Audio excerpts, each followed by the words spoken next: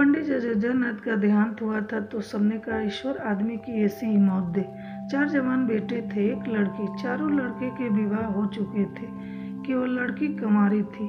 संपत्ति भी काफी छोटी थी, 1 पक्का मकान, 2 बगीचे, कई हजार के गहने और 20,000 नगद। विधवा फूलमती को शोक तो हुआ और कई दिन तक बेहाल पड़ी रही, लेकिन जवान बेटों को सामने देखकर उसे ढांढस हुआ। चारों लड़के एक से एक सुशील, चारों बहुएं एक से एक बढ़कर आज्ञाकारिणी। जब वह रात को लेटती तो चारों बारो बारी से उसके पाँव दबाते। वह स्नान करके उठते तो उसकी साड़ी छाटते। सारा घर उसके इशारे पर चलता था।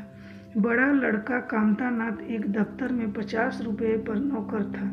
छोटा उमानाथ डॉक्टरी पास कर चुका था और कहीं औषधालय खोलने की फिक्र में था। तीसरा दयानाथ बीए में फेल हो गया था और पत्रिकाओं में लेख लिखकर कुछ न कुछ कमा लेता था। चौथा सीतानाथ चारों में सबसे कुशाग्र बुद्धि और होनहार था और अब की साल बीए प्रथम श्रेणी में पास करके एमए की तैयारी में लगा हुआ था। किसी लड़के में वह दुर्व्यसन व छलापन व लुटाऊपन न था जो माता पिता को जलाता और कुल मर्यादा को डुबाता है। फूलमती घर की मालकिन थी। वो की कुंजिया बड़ी बहू के पास रहती थी। बुढ़िया में वह अधिकार प्रेम न था जो वृद्ध जनों को कटु और कलहशील बना दिया करता है, किंतु उसकी इच्छा के बिना कोई बालक मिठाई तक न मांगा सकता था। संध्या हो गई थी। पंडित को मरे आज 12वां दिन था। कल 13ही है। ब्रह्मभोज होगा, बिरादरी के लोग निमंत्रित होंगे, उसी की तैयारियां हो रही थी। फूलमती अपनी कोठरी में बैठी देख रही थी। पल्लेदार बोरे में आटा लाकर रख रहे हैं, घी के टीन आ रहे हैं, साग भाजी के टोकरे, शक्कर की बोरियां, दही के मटके चले आ रहे हैं। महापात्र के लिए दान की चीजें लाई गई, बर्तन, कपड़े, पलंग, बिछावन, छाते, जूते, छड़िया, लालटेना, किंतु फूलमती को कोई चीज नहीं दिखाई गई। नियमानुसार ये सब सामान उसके पास आने चाहिए थे। वह प्रत्येक वस्तु को देखती, उसे पसंद करती, उसकी मात्रा में कमी बेसी का फैसला करती, तब इन चीजों को भंडारे में रखा जाता। क्यों उसे दिखाने और उसकी राय लेने की जरूरत नहीं समझी गई। अच्छा, वह आटा 3 ही बोरा क्यों आया? उसने तो 5 बोरों के लिए कहा था। घी भी 5 ही कन अस्तर है, उसने तो 10 कन अस्तर मंगवाए थे। इसी तरह साग भाजी, शक्कर, दही आदि में भी कमी की गई होगी। किसने उसके हुक्म में हस्तक्षेप किया? जब उसने एक बात तय कर दी तब किसे उसको घटाने बढ़ाने का अधिकार है? आज 40 वर्षों में से घर के प्रत्येक मामले में फूलमती की बात सर्वमान्य थी। उसने 100 कहा तो 100 खर्च किए गए, 1 कहा तो 1। किसी ने मीन मेख न की। यहाँ तक कि पंडित अयोध्यानाथ भी उसकी इच्छा के विरुद्ध कुछ न करते थे, पर आज उसकी आंखों के सामने प्रत्यक्ष रूप से उसके हुक्म की उपेक्षा की जा रही है। इसे यह क्यों कर स्वीकार कर सकती? कुछ देर तक तो वह जब किए बैठी रही, पर अंत में न रह गया। स्वायत्त शासन उसका स्वभाव होता। वह क्रोध में भरी हुई आई और कामतानाथ से बोली, क्या आटा 3 ही बोरे लाए? मैंने तो 5 बोरों के लिए कहा था और घी भी 5 ही टीन मंगवाया। तुम्हें याद है मैंने 10 कनस्तर कहा था। किफायत को मैं बुरा नहीं समझती, लेकिन जिसने यह कुआं खोदा उसी की आत्मा पानी को तरसे। यह कितनी लज्जा की बात है। कामतानाथ ने क्षमा याचना न की, अपनी भूल भी स्वीकार न की, लज्जित भी नहीं हुआ। 1 मिनट तो विद्रोही भाव से खड़ा रहा, फिर बोला, हम लोगों की सलाह 3 ही बोरों की हुई और 3 बोरों में के लिए 5 टिन घी काफ़ी था। उसी हिसाब से और चीज़ें भी कम कर दी गई। फूलमती उग्र होकर बोली, किसकी राय से आटा कम किया गया?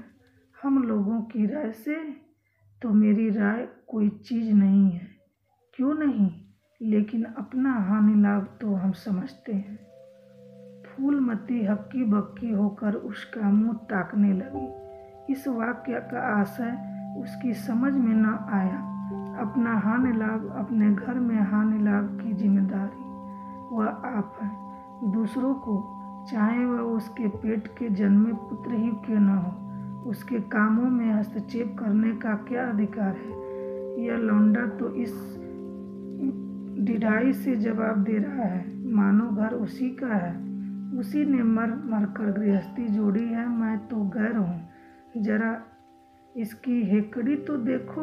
उसने तमतमाए हुए सुख से कहा, मेरे हानि लाभ के जिम्मेदार तुम नहीं हो। मुझे अख्तियार है, जो उचित समझूं वह करूं। अभी जाकर 2 बोरे आटा और 5 टिन घी और लाओ, और आगे के लिए खबरदार, जो किसी ने मेरी बात काटी। अपने विचार में उसने काफ़ी तब्दीली कर दी थी। शायद इतनी कठोरता अनावश्यक थी। उसे अपनी उग्रता पर खेद हुआ। लड़के ही तो हैं, समझे होंगे कुछ किफ़ायत करनी चाहिए। मुझसे इसलिए ना पूछा होगा कि अम्मा तो खुद हर एक काम में किफ़ायत करती है। अगर इन्हें मालूम होता कि इस काम में मैं किफ़ायत पसंद न करूँगी तो कभी इन्हें मेरी उपेक्षा करने का साहस न होता। यद्यपि कामतानाथ अब भी उसी जगह खड़ा था और उसकी भावभंगी से ऐसा ज्ञात होता था कि इस आज्ञा का पालन करने के लिए वह बहुत उत्सुक नहीं।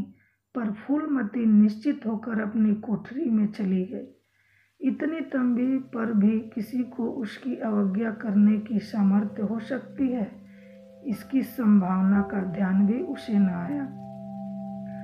पर ज्यों-ज्यों समय बीतने लगा, उस पर यह हकीकत खुलने लगी कि इस घर में अब उसकी वह हैसियत नहीं रही जो 10-12 दिन पहले थी। संबंधियों के यहाँ के न्योते में शक्कर, मिठाई, दही, अचार आदि आ रहे थे। बड़ी बहू इन वस्तुओं को स्वामिनी भाव से संभाल कर रख रही थी। कोई भी उससे पूछने नहीं आता। बिरादरी के लोग जो कुछ पूछते हैं कामतानाथ से या बड़ी बहू से। कामतानाथ कहाँ का बड़ा इंतजाम कार है, रात दिन भंग पिए पड़ा रहता है, किसी रोज धोकर दफ्तर चला जाता है। उसमें भी महीने में 15 नागों से कम नहीं होते। वह तो कहो साहब पंडित जी का लिहाज करता है, नहीं अब तक कभी का निकाल देता। और बड़ी बहू जैसी फूहड़ औरत, भूला इन सब बातों को क्या समझोगी। अपने कपड़े लत्ते तक तो जतन में रख नहीं सकती, चली है गृहस्थी चलाने। भद होगी और क्या, सब मिलकर कुल की नाक कटवाएंगे। वक्त पर कोई न कोई चीज़ कम हो जाएगी। इन कामों के लिए बड़ा अनुभव चाहिए। कोई चीज़ तो इतनी बन जाएगी कि मारी मारी फिरेगी, कोई चीज़ इतनी कम बनेगी कि किसी पत्तल पर पहुंचेगी, किसी पर नहीं। आखिर इन सबों को हो क्या गया है। अच्छा बहू, तिजोरी क्यों खोल रही है?